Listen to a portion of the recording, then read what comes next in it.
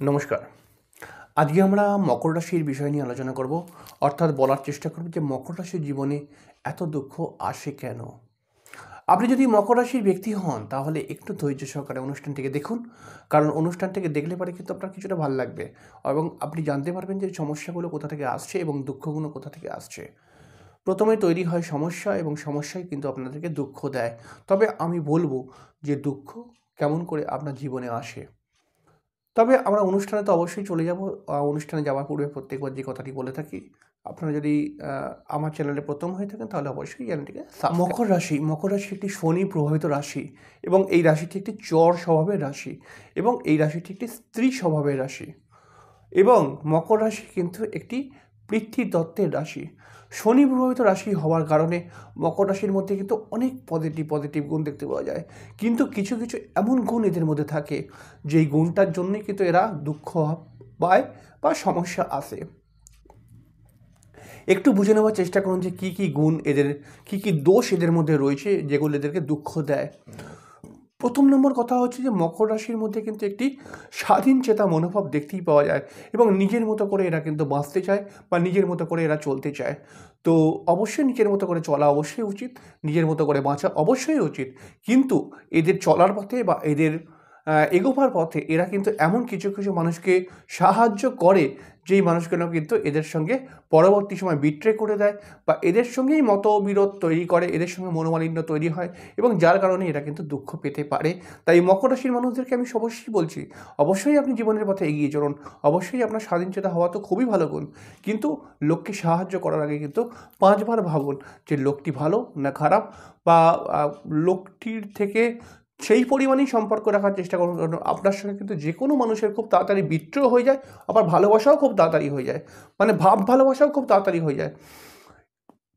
এছাড়াও এছাড়াও মকর রাশির ক্ষেত্রে অনেক সময় দেখতে পাওয়া গেছে এরা কিন্তু অতিরিক্ত সরলতার জন্য এরা কিন্তু সমস্যায় পড়ে যায়। মকর রাশির মানুষ কিন্তু যতটা প্রতিবাদী ততটা কিন্তু সব জায়গায় প্রতিবাদী নয়।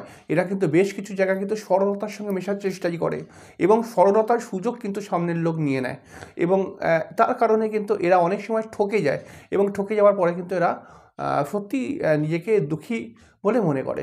মকর রাশির ক্ষেত্রে আরেকটি জায়গার কিন্তু সমস্যার, সেটা হচ্ছে প্রেম। মকর রাশি কখনোই আমি দেখি না, খুব কম, যে সত্যিকারের ভালো প্রেম করেছে। মানে এদের প্রেমটা অটোমেটিক্যালি, প্রেম হয়তো সবাই ভালো করেই করে, কিন্তু অটোমেটিক্যালি প্রেমটা গণ্ডগোলের মধ্যে, মানে যেই ছেলেকে প্রেম করেছে সেই ছেলের সঙ্গে এরা নানান জুট ঝামেলার মধ্যে জড়িয়ে গেছে। সেই ছেলেকে সব দিক থেকে সাহায্য করতে গিয়ে এরা কিন্তু বারবার দুঃখ পেয়েছে। তবুও কিন্তু মকর রাশি তার প্রেমিককে বা তার পার্টনারকে ছাড়ে না, তার পার্টনারের সঙ্গেই চলার চেষ্টা করে। কিন্তু আসলে এরা বিবাহিত জীবনে বা এরা প্রেমজ জীবনে কিন্তু অনেক বেশি দুঃখী হয়ে পড়ে।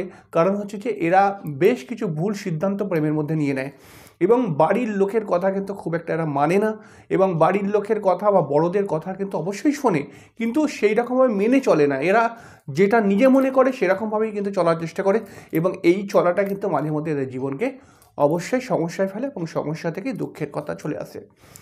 মকর রাশির ক্ষেত্রে আরও একটি জিনিস দেখেছি, যেটা হচ্ছে কি এরা মাঝে মধ্যে কিন্তু অতিরিক্ত কাজের চাপ নিয়ে নেয়। অতিরিক্ত চাপে পড়ে এরা কিন্তু অতিরিক্ত খাটনি, অতিরিক্ত পরিশ্রম এবং ঘুমের ব্যাঘাত এবং অনেকটা সমস্যা ঘুমের মধ্যে চলে আসে। কোনো সময় এদের শারীরিক সমস্যাও চলে আসে এবং কিছু কিছু মকর রাশির ক্ষেত্রে দেখেছি যে এদের শরীরে ছোটোখাটো সমস্যাকে নিয়ে এরা ডাক্তারি চিকিৎসা নেয় না এবং এটা বড় হয়ে গেলে পরে কিন্তু সমস্যা দিয়েই দেয়।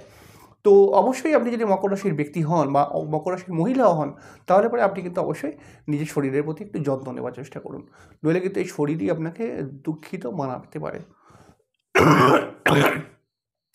এছাড়াও মকর রাশির ক্ষেত্রে আরও একটি জিনিস দেখেছি যে এরা অন্যকে বিশ্বাস করে কিন্তু ঠকে যায় এবং সেই ঠকা থেকে এরা কিন্তু কোনো সময় দুঃখীও হয়ে পড়ে। অর্থাৎ মকর রাশির মধ্যে কিন্তু একটি সুন্দর একটা মন রয়েছে এবং এরা কিন্তু কিছু কিছু সময় রয়েছে সামনের লোককে প্রচণ্ড বিশ্বাস করে ফেলে এবং বিশ্বাস করে কিন্তু পরবর্তী সময় এদের বিশ্বাস ভেঙেও যায় এবং সেই লোকটির থেকে, যাকে এরা বিশ্বাস করলো সেই লোকটির থেকে কিন্তু ভুল ব্যবহার, যেই ব্যবহার এরা আশা করেনি সেই ব্যবহার পেয়ে যায়, যার ফলে কিন্তু এরা মাঝে মধ্যে দুঃখী হয়ে পড়তে পারে। এছাড়াও কিন্তু মকর রাশির ক্ষেত্রে দেখা যায় যে একটু বেশি চিন্তা করা, এবং মকর রাশির ক্ষেত্রে অনেক সময় দেখা যায় যে এদের পরিবার যেন এদের কাছ থেকে নিংড়ে নেয়। মানে আমি কি বলতে চাইছি চলতি ভাষায়, মানে পরিবারের জন্য এরা করেই যায়, তবু পরিবারের থেকে বদনাম কিন্তু এদের পেছনে ছাড়ে না। এবং এই ব্যাপারটাকে নিয়ে কিন্তু মকর রাশির মধ্যে অনেক একটা টেনশান কাজ করে, এবং এই বিষয়টার জন্য এই মকর রাশির মানুষরা কিন্তু দুঃখিতও থাকে। তো মকর রাশির মানুষ যদি আপনি হন, তাহলে পরে আপনার অবশ্যই উচিত যে কোনো কাজ করার জন্য এবং লোককে সাহায্য, সেটা আপনার পারিবারিক লোক হোক বা সেটা আপনার বাইরের কোনো ব্যক্তি হোক, যাকেই সাহায্য করবেন একটু ভাবনা চিন্তা করে সাহায্য করার চেষ্টা করুন। নইলে কিন্তু আপনি সাহায্য করছেন যার জন্য, সেই লোকটাই আপনার সঙ্গে ধোঁকা করতে পারে, সেই লোকটাই বিশ্বাসঘাতকতা করতে পারে। মকর রাশির মানুষদেরকে অবশ্যই দরকার যে প্রত্যেক সোমবারে শিবের পুজো করা, যেটা কিন্তু মকর রাশির সমস্যাকে অনেকাংশে কমিয়ে দিতে দেখেছি আমি। এছাড়াও কিন্তু মকর রাশির জন্য আমি বলবো না যে শনি মন্দিরে গিয়ে পুজো দিন, এখন দরকার নেই সেটা। তবে মকর রাশির সমস্যা কিন্তু এই সমস্ত দিক থেকেই আসে। যদি মকর রাশি একটু বুদ্ধি খাটিয়ে চলতে পারে, তাহলে পরে কিন্তু মকর রাশির জীবন থেকে অনেক সমস্যা কেটেই যাবে। এবং মকর রাশির ছোটো ছোটো ছেলেমেয়েরা যারা অল্প বয়সী সফলতা পাওয়ার চেষ্টা করছেন, তাদের ক্ষেত্রে কিন্তু এটাও একটা দুঃখের বিষয় যে তারা অনেক সময় মনে করে যে আমি তো এত চেষ্টা করছি তবুও আমি সফল হচ্ছি না কেন। তো মকর রাশির ক্ষেত্রে যেহেতু এই রাশিটির অধিপতি শনি দেবতা, এই কারণে কিন্তু মকর রাশির ক্ষেত্রে একটু ডিলে সাকসেস আসে। তো মকর রাশি সাধারণভাবে দেখতে পাওয়া গেছে যে মকর রাশির কিন্তু খুব তাড়াতাড়ি, খুব কম ক্ষেত্রে তাড়াতাড়ি সফলতা পেয়ে গেছে। মকর রাশির কিন্তু একটু সময় লাগে। তো আপনি অবশ্যই দুঃখ পাবেন না, আপনি নিজের কর্মের প্রতি লেগে থাকুন এবং যে কোনো কাজ, যেই কাজটি সঠিক কাজে এগোবার চেষ্টা করছেন তার জন্য পরিশ্রম করুন। তাহলে পরে অবশ্যই আপনি কিন্তু সাকসেস পাবেন এবং আপনার মিষ্টি মুখের মধ্যে একদিন না একদিন হাসি অবশ্যই ফুটবে। আজ এখানে শেষ করলাম, পরের দিন আবার দেখা হবে নতুন একটি অনুষ্ঠান নিয়ে। ততক্ষণের জন্য নমস্কার, থ্যাংক ইউ, ভালো থাকবেন।